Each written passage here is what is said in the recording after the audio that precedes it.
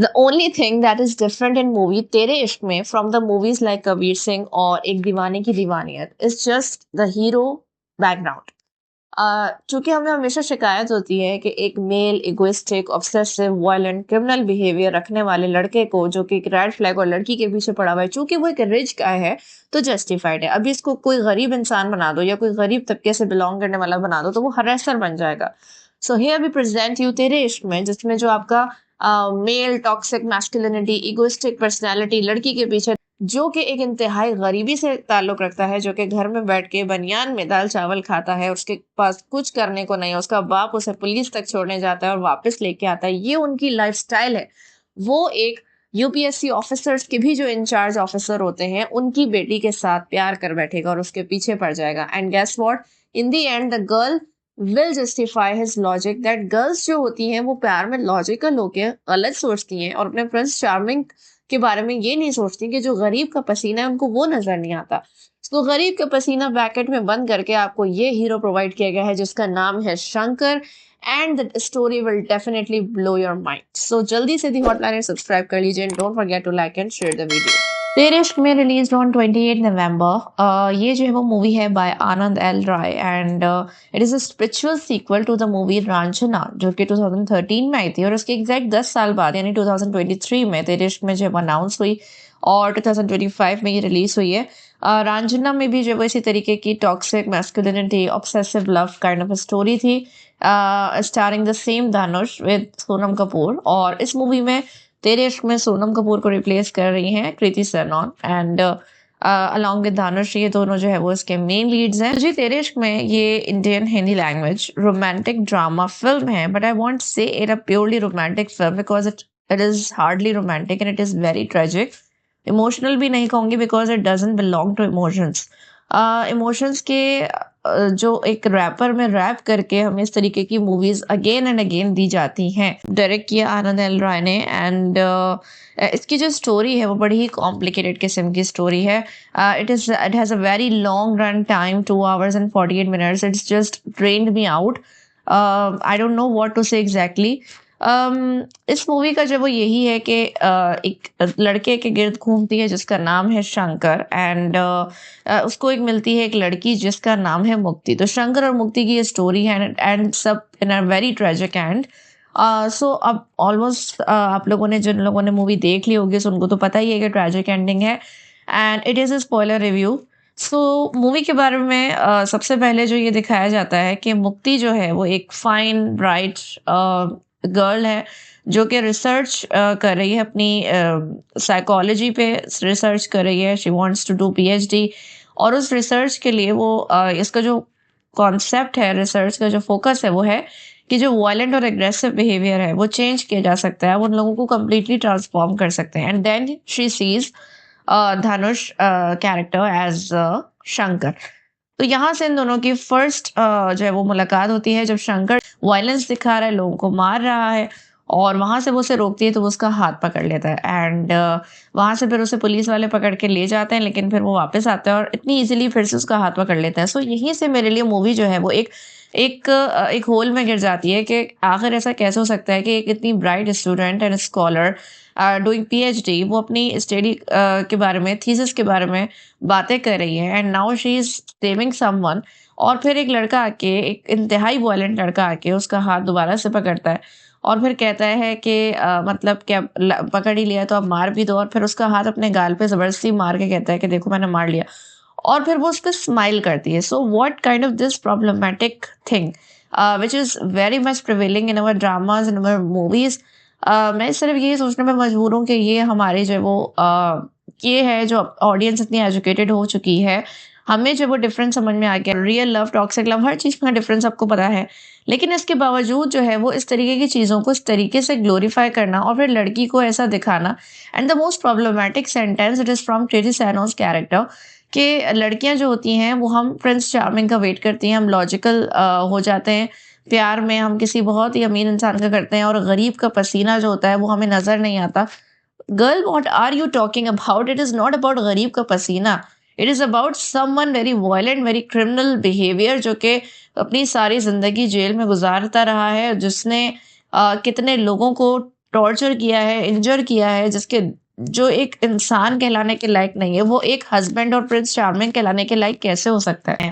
पहले होता था कि मूवीज़ में आखिर में ये दिखाया जाता था कि हाँ, मतलब जो लड़का ये कर रहा है, उसको आखिर में एहसास हो कि प्यार ऐसे हासिल नहीं किया जा सकता। लेकिन अब ये हो गया है कि लड़की को एहसास करा रहे हैं कि भई तुम गलत हो, तुमसे वो ऐसा प्यार कर रहा था, तो तुम्हें on on the first place उसके साथ जाना चाहिए था। सो तुमने इतना टाइम लगाया और तुम लड़कियाँ ऐसी ही होती हो, लॉजिक तलाश करती हो प्यार में और प्यार तो ये होता है। सो आई डोंट अंडरस्टैंड, मेरा दिमाग जो है वो बिल्कुल घूम गया। जिस बंदे से जसजीत जिसका नाम है, जिससे वो शादी करने वाली थी और करी भी उसने उसकी भी लाइफ डिस्ट्रॉय की। वो एक इतना अच्छा इंसान था, एक इतना अच्छा फ्रेंड था, एक सुलझा हुआ तमीज़दार इंसान जिसके साथ वो शादी कर रही है। आप अपने मूवीज़ के थ्रू इन कॉन्सेप्ट्स को ही फ्लिप कर रहे हो कि ये लोग जो है वो उनसे शादी नहीं करनी चाहिए।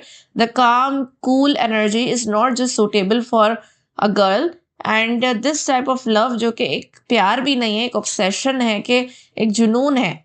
सो एक इंसान जो अपनी सही हालत में नहीं रह सकता, सही हालत में कुछ सोच नहीं सकता, उसका दिमाग काम नहीं करता, वो रैंडमली एक लड़की के पीछे लग गया है, उसको आप कैसे कह सकते हो कि ये जो वो प्यार था? और आखिर में मैं फिर से उस मूवी की बात करूँगी जो अभी हमने सोनम बाजवा की एंड हर्षवर्धन राणे की मूवी जो देखी।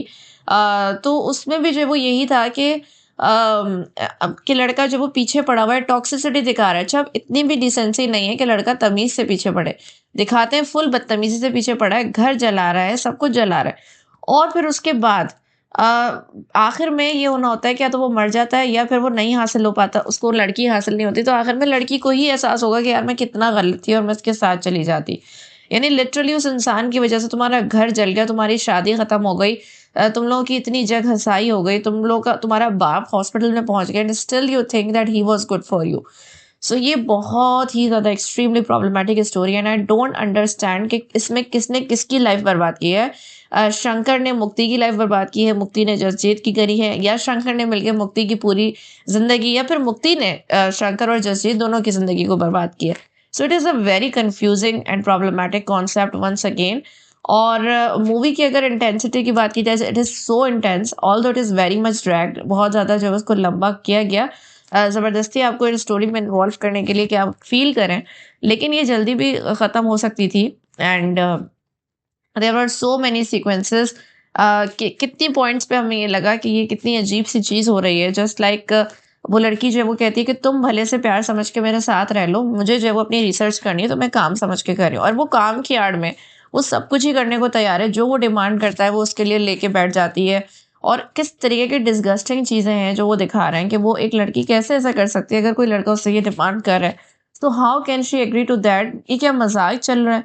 और फिर उसके बाद जो है वो कहता है, अच्छा अब जो है वो इन लड़कों की स्टोरीज़ को, जो शंकर टाइप है, उनकी स्टोरीज़ को ग्लोरीफाई इस तरह किया जाता है कि उसके पास मौका था, वो उस बंदी से फ़ायदा उठा सकता था, लेकिन उसने नहीं उठाया। This is now has become the greatest virtue of all time. तो आपने इतना ज़्यादा ये लेवल सेट कर दिया है कि अब अगर कोई फ़ायदा उठा सकता है और नहीं उठा रहा, जो कि एक बेसिक डिसेंसी, बेसिक ह्यूमैनिटी में बिलॉन्ग करती है ये चीज़, तो उसको आप कह रहे हो कि this is the greatest virtue by far of a boy, कि वो ऐसा नहीं करा तो उससे शादी करनी चाहिए। और जो उसका क्या, उस बंदे का क्या जो ऐसा सोचता तक नहीं है, जिसकी काम एनर्जी है, जिसकी एनर्जी लोगों के में रेडिएट होती है, वो पॉजिटिव फील करते हैं, उन सब का क्या, उन सब के बारे में क्या ख्याल है?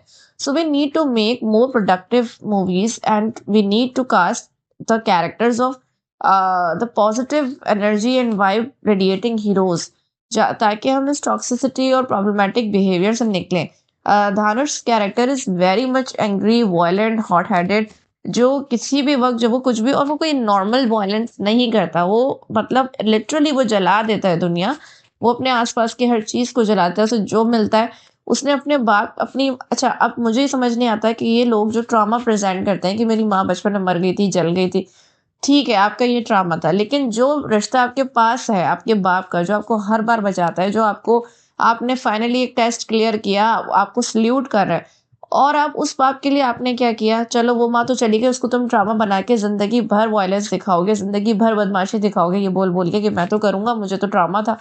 लेकिन जो रिश्ता आपके पास है, आप उसके साथ क्या कर रहे हो? मुझे उसके फादर के लिए, जो राघव का रोल प्ले कर रहे हैं, मुझे बहुत बुरा फील हुआ कि वो अपने बेटे के लिए एक ऑफिसर के पैरों में पड़ रहे हैं, उस एक एक के पैर पड़ के माफी मांग रहे हैं।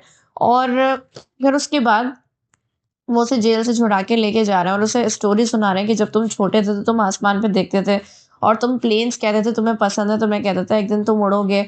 और फिर मैं क्या करता था, तुम्हारी माँ का स्कार्फ तुम्हारी आंखों पे बांध के तुम्हें बाइक पे बैठा के ले चलता था और तुम कहते थे और तेज और तेज। और वो ये कहते कहते उनकी बाइक स्लिप हुई, दोनों गिरे और उसके फादर की इंस्टेंट डेथ हो गई। सो मुझे इतना अफसोस हुआ कि वाकई में उसके प्यार ने उसके बाप तक को जला दिया, उसके बाप तक को नहीं छोड़ा। सो क्या हासिल हुआ आखिर? आखिर शंकर है क्या? तुम हो कौन? मेरा तो उससे ये सवाल है। या तो तुम कुछ तो बन के आते, तुम मतलब तुम एक दिल्ली यूनिवर्सिटी और उसके जो यूनियन है उसके तुम प्रेसिडेंट हो। सो वो है क्या चीज जिसके तुम प्रेसिडेंट हो? वो जस्ट दे के जस्ट क्रिएट किया और जस्ट क्रिएट वायलेंस और कुछ भी नहीं है। और कितने ज्यादा वो लोगों को तंग करते हैं। वैलेंटाइंस डे पे जो है वो पटाखे और वो फायर वर्क्स जो भी कर रहे हैं, जिससे लोग इतना अनॉय हो रहे हैं। हर चीज आप हर कदम पे आप टॉक्सिक हो, हर कदम पे आप स्पॉइल्ड हो, डिस्ट्रॉयड हो। So how can you love a girl जो कि आपके बिल्कुल भी कैलिबर की नहीं है? एंड देन जो है वो लड़की अच्छा उसका ये ट्विस्ट था कि वो लड़की जो होती है मुक्ति, वो उससे प्यार नहीं करती और इसने जिंदगी में एक दफा भी उसके लिए प्यार फील नहीं किया।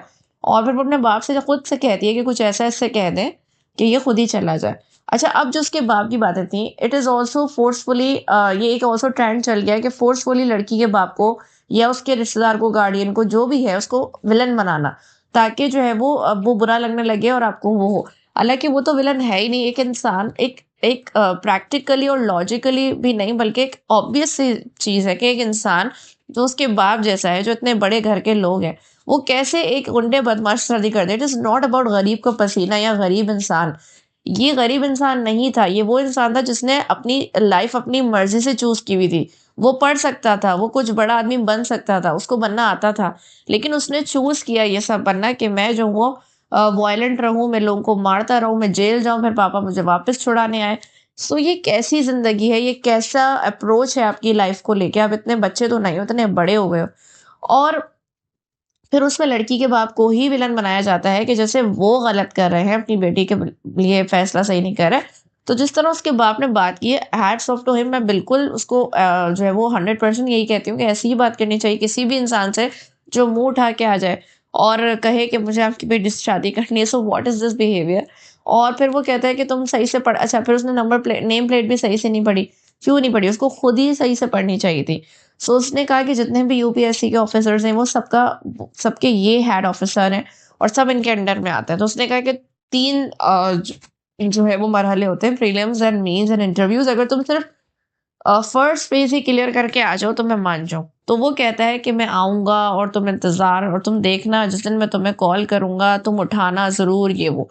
तो मुक्ति भी उसको उस वक्त सीरियसली नहीं लेती। वो समझती है कि वो पास तो नहीं कर पाएगा। और फिर उसके बाद जो है वो 2 साल अटेम्प्ट करके फेल होने के बाद तीसरे साल में वो पास हो जाता है। And at the same time मुक्ति यूएस से वापस आई होती है और उसकी जो जॉब लग जाती है डिफेंस में, जहाँ पे उसको साइकोलॉजिकल काउंसलर के तौर पे रख लिया जाता है। वो ये अनाउंस कर रही होती है और उसके साथ साथ वो ये भी अनाउंस करती है कि उसने जसजीत से शादी का फैसला कर लिया, जो कि उसका कॉलेज फ्रेंड भी था और उसके साथ बहुत रहा है। And he was a very good guy for her, जो कि मेरी बिल्कुल समझ नहीं आता कि ये लोग अपनी मूवीज में क्या दिखाना चाहते हैं। कबीर सिंह जो कि इतना ज्यादा टॉक्सिक इंसान मगर फिर भी ड्रंक हो, ड्रग्ड हो, कुछ भी हो, वो सर्जरी कर सकता है। और शंकर जो है वो कितना ही खतरनाक इंसान हो, सर फोड़ रहा है लोगों के, बोतलें मार रहा है, आग जला रहा है, लेकिन भाई वो इतना इंटेलिजेंट है कि वो तीसरे साल में उसने यूपीएससी क्लियर कर लिया प्रीलिम्स। एंड नाउ मुक्ति जो कि बिल्कुल डिस्ट्रॉयड हो गई थी उसके पीछे, शी हैज लिवर सिरोसिस और आखिर तक वो ड्रग्ड रही, वो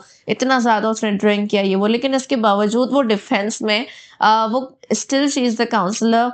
and how it is this possible कि उसकी ये हिस्ट्री देखते हुए कि वो किस कंडीशन में है, वो क्या कर रही है, वो ड्रग्स ले रही है, वो अपने नॉर्मल सेंसेस में नहीं रहती है, वो डिफेंस में साइकोलॉजिकल काउंसलिंग कैसे कर सकती है जिसको खुद काउंसलिंग की जरूरत है?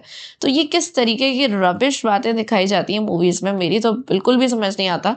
एंड ऑल्सो मुझे ये इतनी हंसी आती है ये देख के कि शंकर जो है वो बार बार उसका बाप उसके हाथों जो है वो हो चुका है कि इतनी हाई सिक्योरिटी उनके घर पे, इतने बड़े लोग हैं पहली, लेकिन उस वक्त जिस वक्त वो आया था अपने एग्जाम का बताने के लिए, उस वक्त भी वो ऐसे ही घुस गया था। सिक्योरिटी ने पता नहीं कैसे पहले आने नहीं दे रहे थे, फिर आने दिया। फिर उसके बाद सेकंड टाइम जब वो जलाने के लिए आया, उस वक्त भी कोई नहीं है, बाप चीख रहे चिल्ला रहे। सो क्या फायदा इतने बड़े ऑफिसर का अगर वो भी ऐसी पागलों की तरह चीख रहे चिल्ला रहे? कोई उस वक़्त इंतज़ाम नहीं है, कोई फायर ब्रिगेड का इंतज़ाम नहीं है, कोई सिक्योरिटी ही नहीं है जो उसको ये करने से रोक सके, जो उस पे फायर कर दे, that's it. Because he was literally destroying, he was burning their house down. So उसको शूट किया जा सकता था ऑन द स्पॉट किसी भी तरीके से उसको पकड़ने के लिए, लेकिन कोई नहीं था उस वक़्त। वो करता रहा आराम से, लड़की उससे बात कर रही है, उसको हग कर रही है, मैं समझा लूँगी। माय गॉड गर्ल, आपने साइकोलॉजी पढ़ी है या आपने क्रिमिनल्स के साथ हग करके उन्हें काम डाउन करने का तरीका सुना है? These are two really different things. Psychology आपको ये नहीं सिखाती, ये अपने पेशेंट्स के साथ इस तरह का रिलेशनशिप क्रिएट करने के लिए नहीं सिखाती। सो आप क्या कर रही हो अपनी लाइफ के साथ? और जसजीत के सामने वो कहती है कि स्टे अवे और मैं इसको हैंडल कर लूंगी। अरे तुम कैसे हैंडल कर लोगी? और तुम खुद तो अपने आप को पहले हैंडल कर लो। तुम किस तरीके से उस इंसान को बार बार पहले तुमने ना सही से मना किया, ये वो। एंड द नेक्स्ट टाइम जब उसके बाप ने मुक्ति के फादर ने शंकर के बाप से इतनी ज्यादा माफिया मंगवाई और बोला कि अपने बेटे को लेके दफा हो जाओ, उसकी शक्ल नजर ना आए, ये सब करने के बावजूद एन मुक्ति की शादी वाले दिन फिर शंकर एंटर हो रहा है और कोई उसको रोकने वाला नहीं, कोई नहीं देख रहा। वैसे उसका बाप हर जगह मौजूद होता है, इतने सारे गार्ड्स, इतने सारे लोग हैं, और वही इंसान जिसने उनका घर जलाया था वो एक बार फिर घर में एंटर हो रहा है और उसको कोई नहीं देख रहा। और वो बड़े मजे से बोल के जा रहा है कि शंकर करे तुम्हारा बेटा। मतलब इतना यूजलेस सेंटेंस था ये। इसमें कोई ऐसी इमोशनल डेप्थ नहीं थी जो क्रिएट करने के लिए ट्रेलर में भी दिखाया गया और इसको इतना ज्यादा हाइप अप किया गया कि तुम्हारा बेटा हो और तुम्हें पता चले कि जो इश्क में मर जाते हैं वो भी किसी के बेटे होते हैं। माय गॉड, इश्क में मर रहे हो आप, कैंसर में या किसी बीमारी में, या किसी ने आपका हक नहीं मार लिया, किसी ने आपके ऊपर आपका घर नहीं गिरा दिया। ये बातें उस मोमेंट पे बोली जाती हैं, ये इश्क में मरने वाले फालतू लोगों के लिए नहीं बोली जाती हैं। Grow up man, do something in your life. So बहुत ही ज्यादा मुझे मतलब वियर्ड लगा कि उस वक्त भी वो एंटर होके इतने मजे से बदुआ दे रहा है, गंगा जल उस पर डाल रहा है। वो लोग लिटरली बोल रहे हैं कि वो उस पर एसिड अटैक कर रहा है। कुछ भी हो सकता था, लेकिन नथिंग, कुछ भी नहीं, मतलब कोई वहां नहीं पहुंच रहा। तो फिर क्यों दिखाते हो इतने बड़े लोग? ताकि इतना अनबिलीवेबल स्टोरी को क्यों बनाया जाता है कि हमें पता है कोई इसको रोकने वाला नहीं, और फिर जब देख लिया तो भी वो आराम से वापस जा रहा है, कोई इसको पकड़ नहीं रहा, कोई मार नहीं रहा। किस तरीके की, मतलब दिमाग एक्सेप्ट करने से ही इनकार कर देता है कि हाउ इज दिस पॉसिबल। कुछ तो बिलीवेबल बनाओ, माना कि मूवी है ये, रियलिटी नहीं है, मगर कुछ तो आप रियलिटी से करीब रखो ना चीजें, कि लॉजिकल तो करो, मेहनत तो करो इस चीज के ऊपर। एंड नाउ वो जो सीन था सेकंड हाफ में बहुत यूजलेस था। कि जब उसके बाप की जब वो जला रहे होते हैं अर्थी, तो उस वक्त जो इंसान आता है और वो कहता है कि उसके पीछे मत भागो, मुक्ति के पीछे मत भागो, बल्कि जो है वो वो तुम्हारे पीछे भागे। तो उसके बाद भाई लिटरली वो इस बदुआ के बाद ऐसा पता नहीं क्या असर होता है मुक्ति पे कि वो अपनी शादी खत्म कर देती है, उसके पीछे भागती है। She is she has literally destroyed her self उसके लिए, कि वो, क्योंकि वो जा चुका। शंकर पहले अपने आप को शूट करा था, सुसाइड करा था, फिर उसे अपने बाप की बात याद आ गई और उसने अचानक से एयरफोर्स में जाने का फैसला कर लिया। और आज भाई वो लेफ्टिनेंट शंकर है, फ्लाइंग लेफ्टिनेंट। सो कैसे वो इतना क्रिमिनल हिस्ट्री और इतनी ज्यादा प्रिजन हिस्ट्री के बावजूद वो इतना ज्यादा एयरफोर्स में पहुंच गया, वहां पे भी शानदार कमालात कर रहा है, बेस्ट ऑफिसर है। स्टार्ट ही स्टोरी इस तरीके से होती है कि बस थोड़ा सा वो बात नहीं मानता दूसरे की, हर वक्त फाइटिंग मोड में रहता है, जिसकी वजह से उसे सस्पेंड कर दिया गया है। तो अब जो है वो मुक्ति उसकी जिंदगी में अगेन एंटर होती है कि उसको डिफेंस काउंसलर है वो, तो वो साइन करके देगी कि ये जो है वो रेडी है as a flying officer again. और मुक्ति के अलावा और कोई नहीं है जो ये चीज कर सके। तो ऑनेस्टली मुझे मुक्ति की जो पर्सनैलिटी है वो लग ही नहीं रही थी कि वो सिलाई को कहीं तो उसको थोड़ा प्रोफेशनल यूनिफॉर्म या कुछ इस तरीके से दिखाते। पूरा वक्त अब उसको यही ड्रंक, डिस्ट्रॉयड, स्पॉइल्ड यही दिखाते रहे। And she was doing nothing at all, just एक पेपर साइन करने के लिए उसकी क्या इतनी वैल्यू है? कोई भी उसकी जगह आ सकता था, जिस तरीके की उसकी हालत हो रही थी। She was sick, she was expecting. And what are you showing guys कि आप खुद ही जो है वो इस चीज का इमेज इतना डाउन कर रहे हो कि यहाँ पे वॉर टाइम्स है, एक आपको अपना स्पेशल बंदा चाहिए, फ्लाइंग लेफ्टिनेंट चाहिए, और आप जो है वो उसके लिए एक ऐसी औरत के पीछे उसके साइन का वेट कर रहे हो जो अपने ही सेंसेस में नहीं है। वो कैसे किसी की साइकोलॉजी के बारे में सही कह सकती है? और फिर जो है वो बस ये होता है कि मुक्ति अपने आप को बिल्कुल डिस्ट्रॉय कर लेती है, रोडों पे घूम रही है, उसके घर के पास जाके बैठ रही है। What is this behaviour? अब तुम्हें, अब वो इतना अच्छा जसजीत इतना सपोर्टिंग इंसान दिखाया है जो कहता है तो तुम माफी मांग लो या फिर उससे एक बार बात कर लो, तुम ठीक हो जाओ। लेकिन नहीं भाई, अच्छा वो पॉइंट मुझे बिल्कुल ठीक लगा था कि जब वो शंकर उसे कहता है कि अगर तुम्हें यही सब करना था, तुम्हें अपनी लाइफ में कोई और चूज करना था, तो तुम मुझे पहले क्यों नहीं बताया, मुझे क्यों लगता रहा कि तुम्हें मुझसे प्यार है। तो उसने कहा कि तुम में नो सुनने की हिम्मत थी, तुम हैंडल ही नहीं कर पाते हो, तुम लिटरली लोगों को जलाना शुरू कर देते हो। मैं तुम्हें कैसे नो करती, मुझे क्या नहीं पता था कि क्या होगा। तो मैं कुछ ऐसा चाहती थी कि मुझे नो भी ना करना पड़े और तुम वापस भी ना हो। सो उसने ऐसा जो है वो इस वजह से किया। लेकिन जब ये सब था ही, तो फिर उस लड़की को उसके पीछे अब दोबारा इतना पागल होने की ज़रूरत क्या थी? ऐसी क्या हो गया था? एक वॉयलेंट, नॉन सीरियस ज़िंदगी में जो इंसान है, उसकी बददुआ से आपका क्या ही बिगड़ जाना था? लेकिन वो इतनी उसने रबिश किस्म की बातें कही हैं कि पहले मैंने उससे शादी नहीं की जसजीत से, फिर मैंने उसी से शादी कर ली। फिर उसने कहा कि नहीं, we should not be expecting, we should not be planning a baby. लेकिन उसने कहा नहीं, मैंने उसको कहा। मतलब ये मज़ाक चल रहा है और आखिर में चाइल्ड बर्थ के दौरान वो भी मर जाती है। और जो शंकर है, वो भी जब आखिरी ऑपरेशन है और उसमें उसको इजेक्ट करने का कहा जाता है, उसका प्लेन बर्न हो रहा होता है, तो वो भी नहीं बच पाता। और आखिरी सेंटेंस कि अगर इस बच्चे के लिए मैं नहीं आया तो इसका बाप आएगा। और चूंकि जो नेवी बोट होती है, उसके ऊपर जो शिप अटैक करने वाली है, तो उसको बचाने के लिए वो उसके ऊपर अपना प्लेन क्रैश कर देता है। एंड देन जो है वो इस तरह वो भी मर जाता है। सो इस तरह मुक्ति और शंकर दोनों की स्टोरी हुई खत्म। और मुक्ति एक ब्राइट, बहुत ही एजुकेटेड लड़की थी। फजूल में एक इंसान ने उसकी ज़िंदगी बर्बाद करी। अगर वो अपनी एजुकेशन से थोड़ा सा यही समझ लेती, Raanjhanaa was much better than this one. So अगर वो यही अंदाज़ा कर लेती कि ये एक ऐसा इंसान है, ये कभी सही नहीं हो सकता, मैं इस पे थीसिस बना लूँ, रिसर्च बना लूँ, कुछ भी कर लूँ, इसको कभी भी सही नहीं होना, क्योंकि ये वो इंसान ही नहीं है जिसके साथ ज़िंदगी गुज़ारी जा सके। He needs mental treatment, he needs therapy, he doesn't need counselling और some sort of transforming behaviour. So बहरहाल थी तो ये मूवी ही, और बनाई भी इसी मकसद के लिए गई थी। और इस लेकिन मुझे बड़ा अफ़सोस हुआ कि इस चीज़ को ग्लोरीफाई करना और आखिर में लड़कियों को एम्बैरस करना कि उनकी लॉजिक ही गलत होती है, और ऐसा इंसान आपकी ज़िंदगी में आया तो फ़ौरन शादी कर लो, वरना उसकी बददुआ से तो आपकी ज़िंदगी वैसे ही बर्बाद होगी।